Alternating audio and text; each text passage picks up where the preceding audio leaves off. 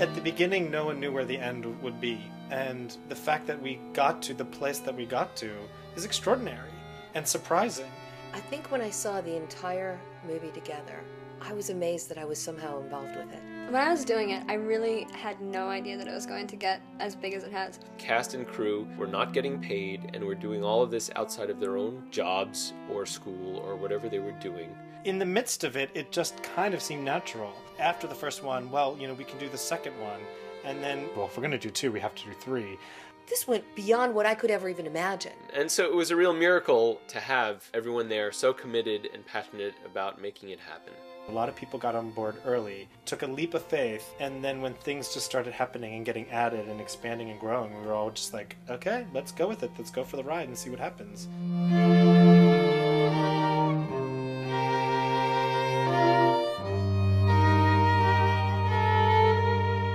I was living in Brooklyn. I remember there were 2 or 3 times in a row that I had eaten out and gotten what I thought were kind of harsh fortune cookies. I mean, to the point where they said something like, "Don't be an idiot."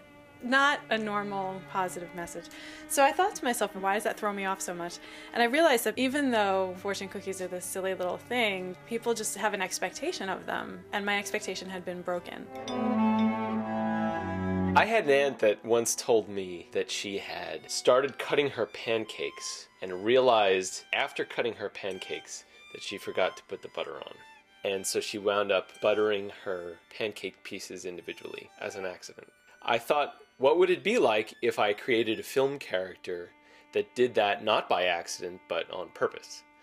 And after that, I wound up coming up with this idea of someone eating popcorn with chopsticks. So one night I was having dinner with Chris, and we had some Chinese food. And when we were opening the fortunes, this story came to me, and I just kind of mentioned it out of nowhere. And, being a writer, I thought, what if I wrote a story about somebody who had this experience, but that person really was taking the fortune seriously? And then what if she got disappointed? So I said, well, that's funny you should say that, because I have these character ideas with no story. And the fortunes, that could really be the beginning of a really interesting story. And instead of having it be a novel, what if we just make this into a film, start writing a screenplay? And I thought to myself, well, I've never done anything like this before, and now that I've got somebody who wants to collaborate, maybe it's time to make this thing happen. So my assignment was to decide who this character was and what would bring her to the point of relying on these fortunes in some kind of religious way. And we both knew right away that we wanted her to kind of have a breakdown at the end, and I think it was Chris that said that he wanted her to set our apartment on fire. Jen had never written before. I had more screenwriting experience, and I was fashioning it into a screenplay that was more visually oriented and things like that. And then we ended up with a 12-page screenplay that was never quite finished. He wanted to use the phrase red ink in a title, maybe like Life in Red Ink or something like that. And I really liked red ink on its own, so I kind of encouraged him to just go with red ink. And it was based on the color that fortunes usually are. Jen went back to school for education, and I went back to school to immerse myself in digital video because my original degree was in 16mm film. So I said to Chris, go ahead, make the film. I've done my part. I don't think I could be much help to you, so I have other stuff to do. Good luck. And he did. I was a good 10, 15 years older than most of the people at the school, but made a lot of friends with a lot of really talented people. And I started to amass this group that really wanted to work on the film. Getting on the set of Red Ink, doing the first couple shoots, I was learning along with everybody else. You're totally fine, actually. Yeah, I wouldn't even worry about it. Okay. Chris seemed really serious. He seemed to really have his stuff together. It was just a great experience learning how to make a film with Chris. And to see him combine the new technology in the nonlinear environment with his traditional-based cinematography background was amazing. I learned as much as anybody else. I sat there and went, oh, that was really cool, or I never thought of that. Well, I got involved with Red Ink because Chris and I share a mutual friend. And this mutual friend, for some reason, had it on her mind that I should be an actress. It was a really bare-bones script. It wasn't until I really did the entire movie and had been through all the different shoots that I really got a sense of what it was. That was nice. That was really good. The first shoot that we ever did was the ending. Doing the last scene first, alone was kind of strange, to not have had the time to get into the character. You know, we hadn't really had a lot of time to talk about the film that much, so I really didn't know the story yet at that point. And it was freezing cold, yeah. There was snow everywhere on the ground. The trucks needed to be on during the shoot. The water lines are freeze, okay. I don't remember one shoot outside that wasn't cold. Outside the tattoo parlor, Anna's picking up all those fortunes on the ground. It was freezing that day, and to have to be like running around in the street and like scraping up these fortune cookies, and my hands were just frigid. I think it was like 7 o'clock in the morning too. Are you good with that? Yeah, my hands are really cold. Okay, yeah, I know.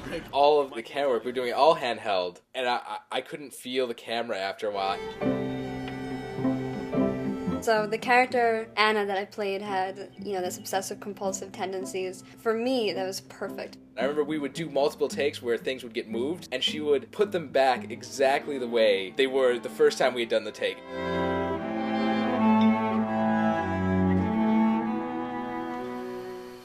During the pancake scene, the pancakes that I was eating, they were cold and they tasted so bad. They were the worst pancakes I've ever had in my entire life.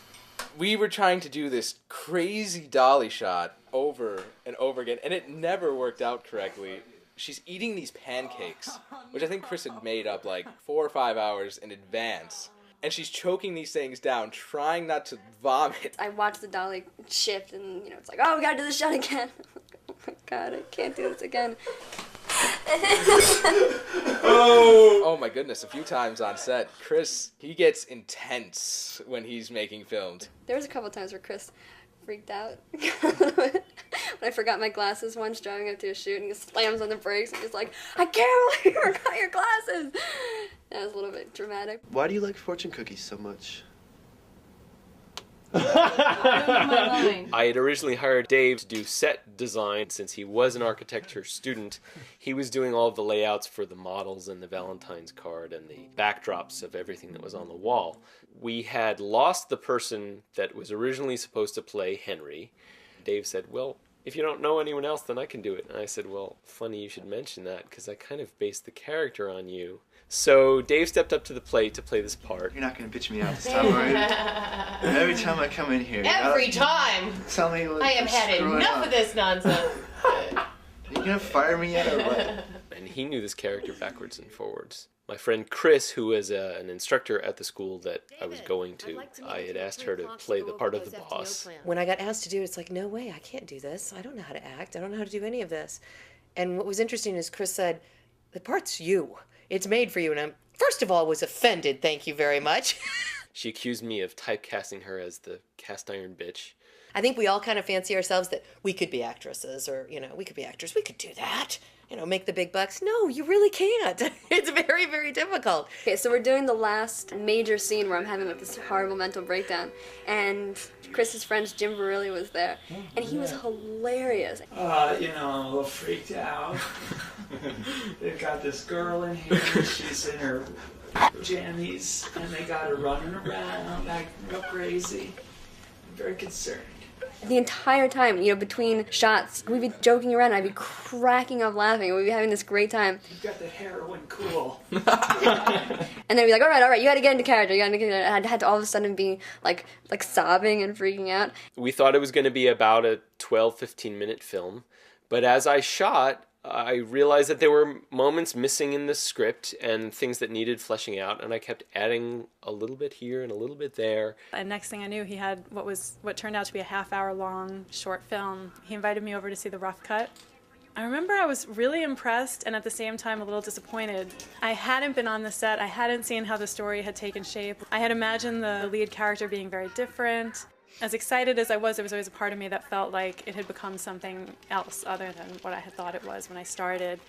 Maybe someday down the line we would make some changes to it, but it wasn't a priority to do that. We were just kind of like, it is what it is. It's a quirky little thing. We love it, and it's done. Most of the people in this school, they were handing in final projects that were 5 minutes long, 6 minutes long.